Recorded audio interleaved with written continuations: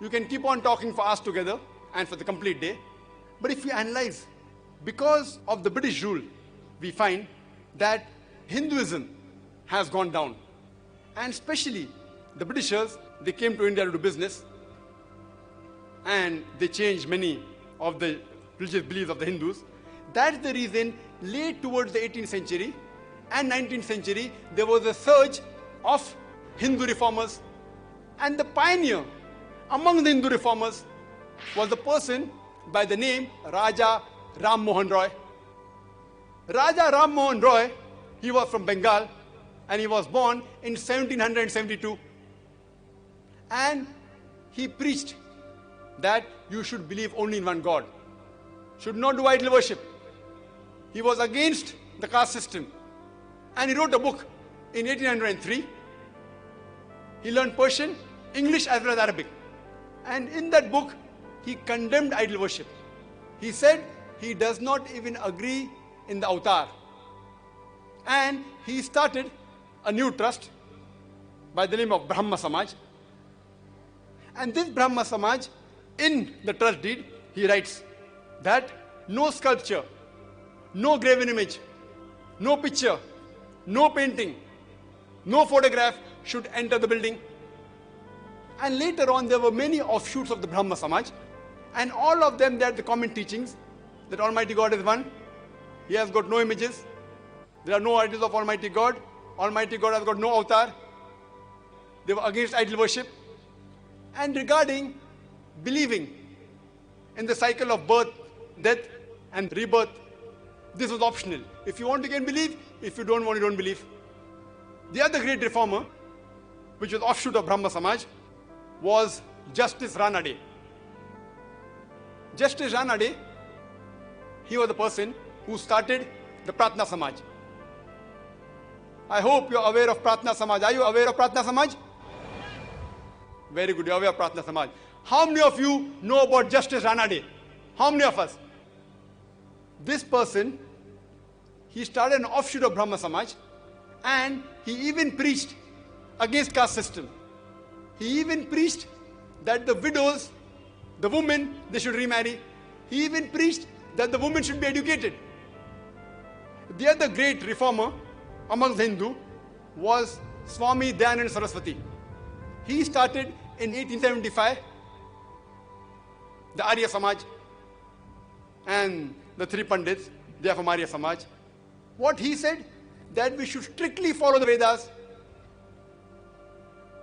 and we should not follow anything but the Vedas. Believe in one God, that you should not do idol worship, should not believe that God has got avatar. He started the Arya Samaj.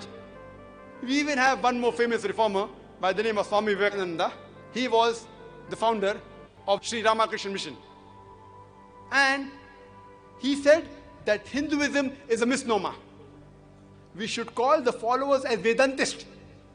And he made Hinduism common to the Western world, where he gave a talk in Chicago in the Parliament of Religion.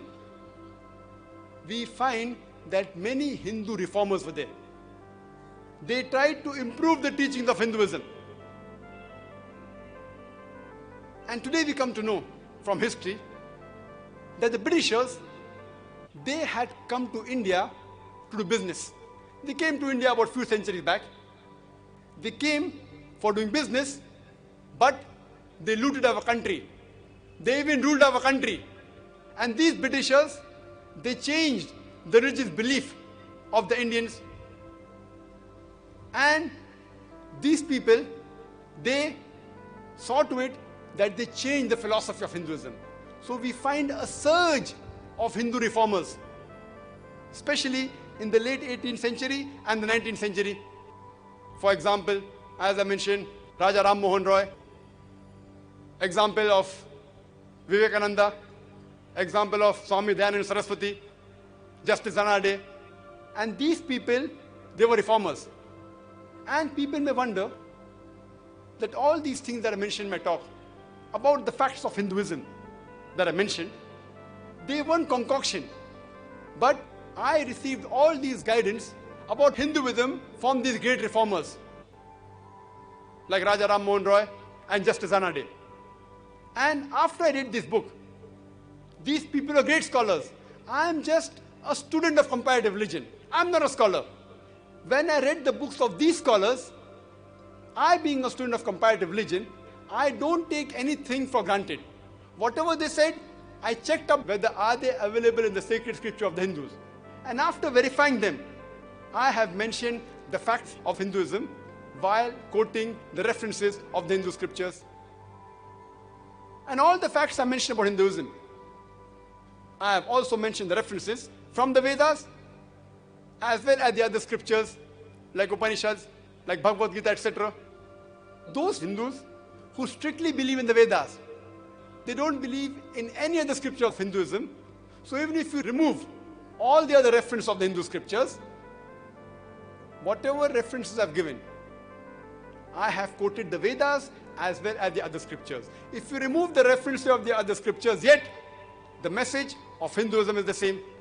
There are other Hindus, though they believe that Veda is the most sacred among the Hindu scriptures, but they even believe in the other scriptures and they more commonly read Bhagavad Gita, etc. That's the reason I've even quoted the Vedas, even the other Hindu scriptures. I have been enlightened by the great reformers of Hinduism. And from history we have come to know that the Britishers, they ruled India by having a philosophy of divide and rule. With this philosophy, they ruled India for several years. We, alhamdulillah, more than 50 years back, we have got the freedom of this country from the rule of the British. But unfortunately, we yet continue following the philosophy of the Britishers of divide and rule. And we have examples that most of the Indian politicians, they follow the philosophy of the Britishers and they have the philosophy of divide and rule for the vote banks. And we find that in this country of ours, the maximum riots in any country of the world, it's in India. And the cause that these politicians, they instigate these riots.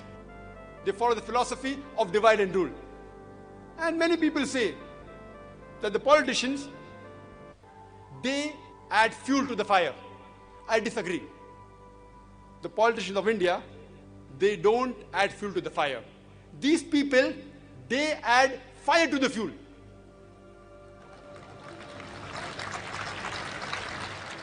We know that the fuel is used for constructive work, for vehicles, for factories, for upliftment of India.